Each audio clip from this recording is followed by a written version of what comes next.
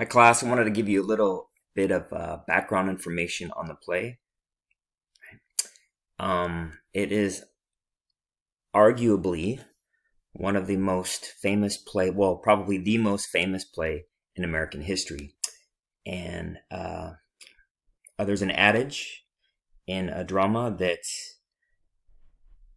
every night, somewhere in the United States of America, there is a production of this play being performed. It's that popular. Um, St. Mary's High School in Stockton put on a production a couple years ago, and I think the Stockton Civic Theater a few years before that. I first saw it when I was in college in Berkeley. All right. So again, some background information. It's one of the most performed and best known plays in America. And like I mentioned earlier, on any given night, somewhere in America, our town is being performed. Many people, though, are often introduced to the play in high school. Let's be real, it's usually a mediocre type of production and don't realize its transcendent themes that relate to every human on the planet. Some of the theme topics are small town life,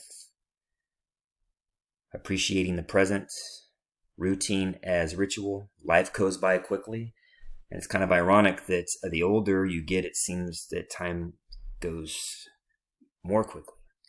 Ritual as connectedness within a community, and there's no place like home.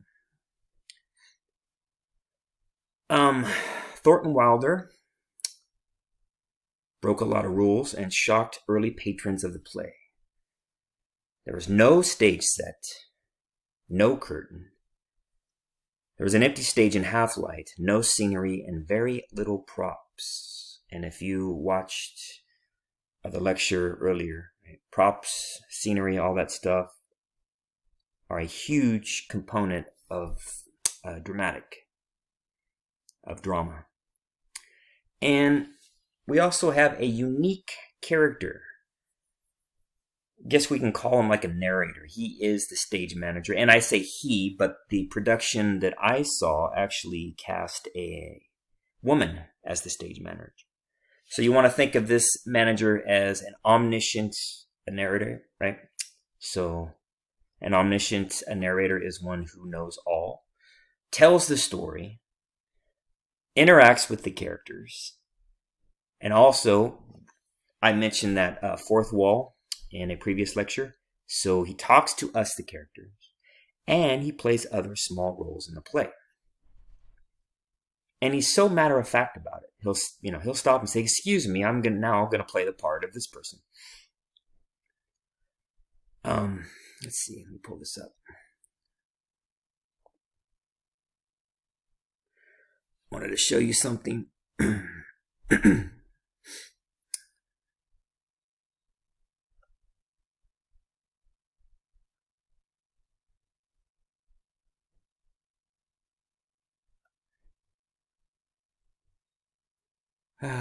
Here we go. Here's the stage directions. Let me increase the font here.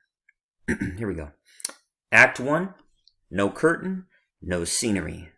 The audience arriving sees an empty stage in half light. So this would be quite shocking. Right? Maybe, some people might even say, "My gosh, we must be early."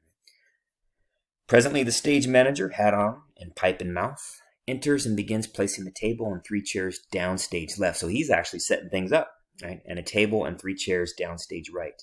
He also places a low bench at the corner of what will be the Webb house left. Left and right are from the point of view of the actor facing the audience. Up is toward the back wall. As the house lights go down, he finished setting the stage and leaning against the proscenium pillar watches the late arrivals in the audience. And then he speaks. So, you'll get to see that. Again, couple of things. There's a fabulous documentary called OT. It stands for Our Town. And it's about a high school in Compton. I believe the one that Tyson Chandler, I don't think he still plays in the NBA, but I think he was drafted by the Chicago Bulls. Anyway, these 2 English teachers want to resurrect this their drama department, and they decide to perform this play. And the documentary is about them getting ready all the trials and the tribulations, that they had to go through. And many of them, as you will too, are going to say this at least once. God, this is boring. And I want you to think about that, because I said it too, when you get to the end of the play, right? And I want you to think about, why was it boring? What was Thornton Wilder trying to do, right? Why make this boring ass play about everyday life, right? Any random Wednesday afternoon or whatever, right? Because I think that's important. But anyway, I hope you enjoy it.